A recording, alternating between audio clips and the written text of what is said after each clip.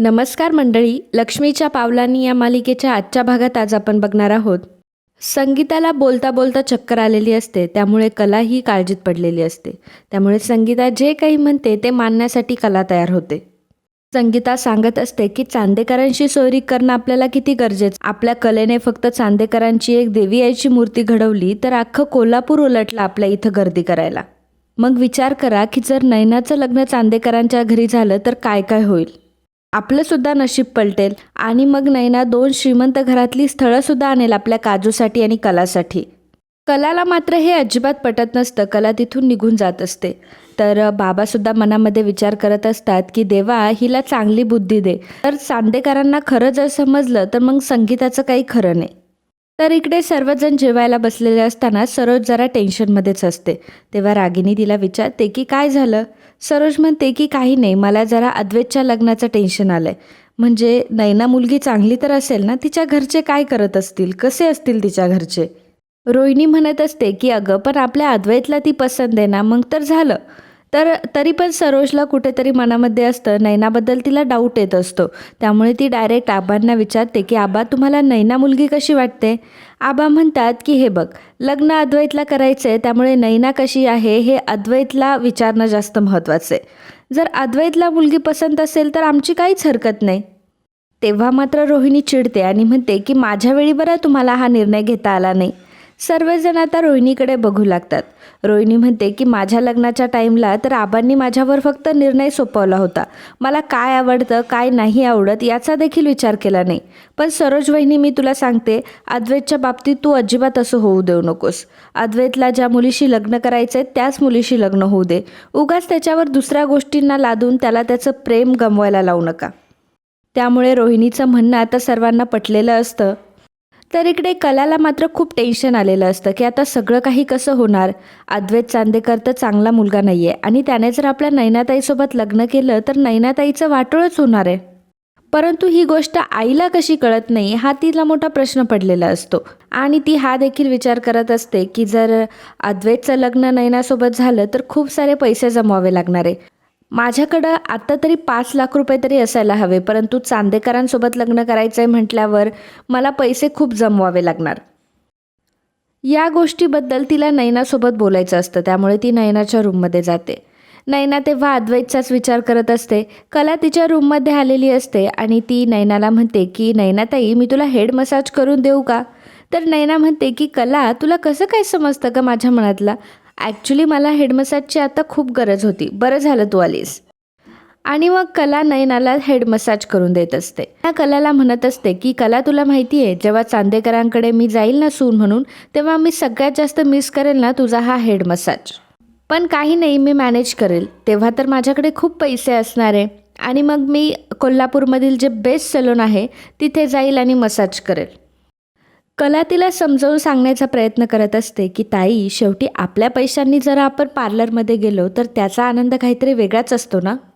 आपण जर मेहनत केली आणि स्वतःच्या बळावर जर आपण मोठं झालो तर आपला कॉन्फिडन्स वाढतो आणि दुसऱ्यांच्या मनात आपल्याबद्दल आदरही निर्माण होतो. ताई, तू का बरं हा विचार करत नाही गं. म्हणजे तू इतकी टॅलेंटेड आहे, इतकी हुशार आहेस, मग तू याकडे लक्ष का देत नाहीस. तू पण ठरव ना की मी मेहनत करेल, कष्ट करेल आणि मग श्रीमंत होईल.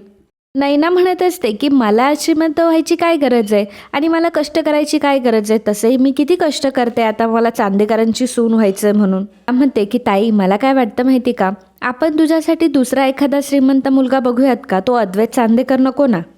नैना म्हणत असते की का गं, तू का माझ्या स्वप्नांना आग लावते, मला आवडतोय ना तो. आता तू हेड मसाज नाही केला तरी चालेल, पण माझं डोकं खाऊ नको, चल बरं जा इकडून. आणि मग कला तिथून निघून जाते.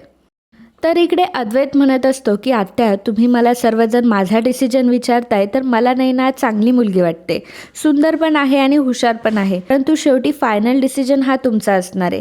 आई, तू तुझा डिसिजन सांगितला आहे मला, पण शेवटी तूच डिसिजन घेणारस.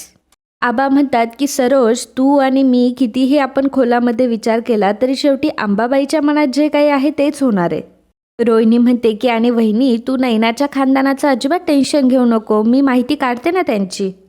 आणि तुला पण माहिती आहे मी किती प्रॅक्टिकल आहे, सो तू अजिबात काळजी करू नकोस.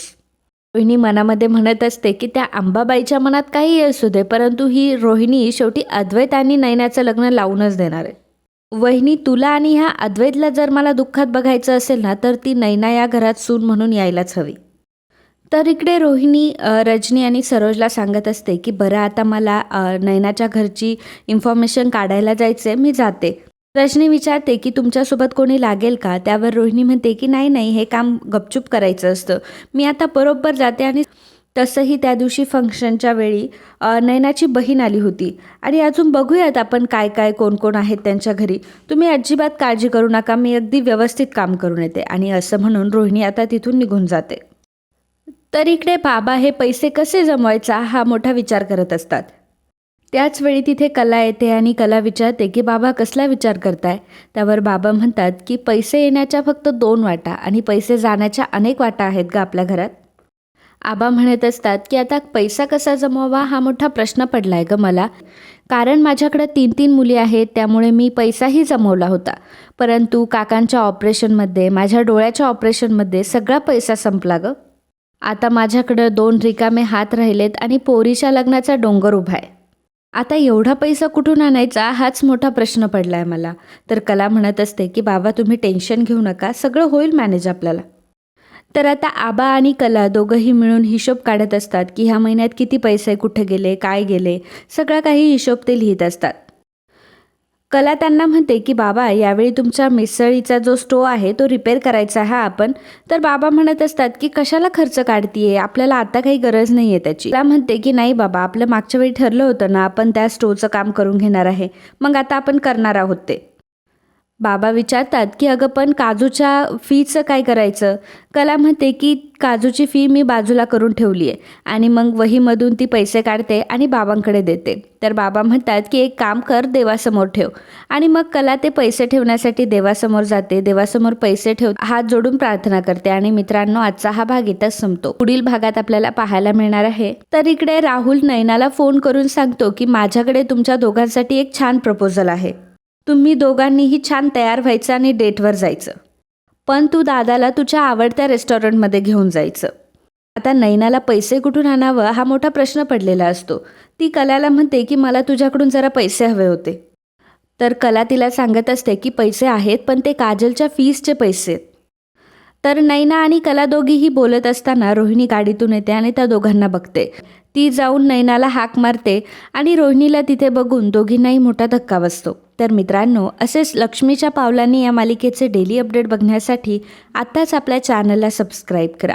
आणि आजचा हा भाग तुम्हाला आवडला असेल तर व्हिडिओला लाईक आणि कमेंट करायला अजिबात विसरू नका. धन्यवाद.